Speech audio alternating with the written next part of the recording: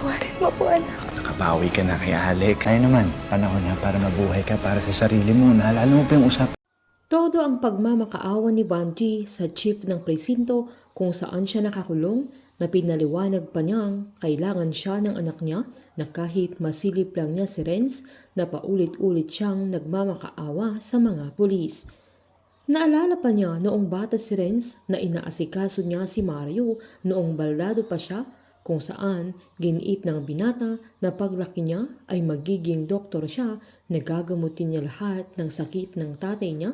Sabay sinabihan din siya ni Renz na bahala na din siya sa nanay niya kapag nakapagtapos na siya ay siya mismo ang mag-aalaga sa mga magulang niya para mas mahaba pa ang mga buhay nila at matagal silang magkakasama.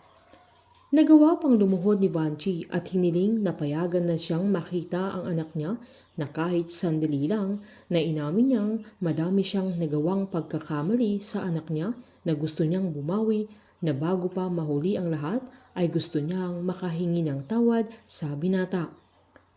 Habang nilipat na si Ren sa private room dahil stable na ang lagay niya na pinuntahan nila Rose at Luz na sakto namang dumating ang mga pulis kaya niyaya na ni Luz ang kaibigan niya para makauwi na rin sila at makapagpahinga na din si Rose. Tinanong ni Luz kay Rose kung naawa siya sa binata na agad namang sinabi ni Rose na nagawa niyang intindihin ang binata pero may hangganan ang lahat. Sinabihan ni Luz ang kaibigan niya na hindi niya sinagot ang tanong ni Sandra kung minahal niya ng totoo si Renz. Inamin naman ni Rose na minahal niya si Renz na yun ang pinakamalaking kasalanan niya kaya sinabihan siya ni Luz na hindi naman alam ni Rose na abot sa ganoon na ang mga panahong nagkita sila sa Switzerland ay wala siyang makapitan na agad namang sinabi ni Rose na kumapit siya sa maling tao kaya yun ang naging kabayaran ng lahat. Hindi nila alam na nagkukunwari na lang si Renz na tulog sa sandaling yan pero naririnig niya ang lahat ng mga usapan nila. Sagad na ang pasensya ni Rose para sa binata dahil ilang beses na niya itong pinagbigyan at inintindi ang mga bagay-bagay sa buhay ng binata pero patuloy lang siyang nagpapakabaliw sa kanyang pagmamahal para sa kanya na kahit anong gawin ni Renz ay mas matimbang ang pagmamahal ng isang ina sa isang anak kaya gagawin lahat ni Rose para lang masigurado ang seguridad at kaligtasan ni Sandra sa mga kamay ng binata.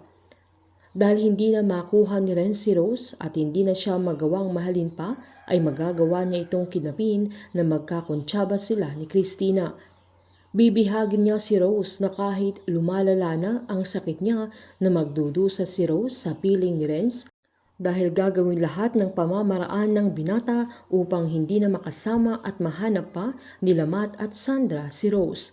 Gagawin naman lahat ni Matt at Sandra upang mahanap nila si Rose at hindi nila ito susukuan. Painit ng painit ang mga tagpo, sabay-sabay po nating subaybayan ang advance episode at ang nalalapit na pagtatapos ng Unbreak My Heart dito po sa aking channel. Patuloy lamang pong manood at mag-subscribe para ma-update po kayo sa mga susunod na episode. Marami pong salamat.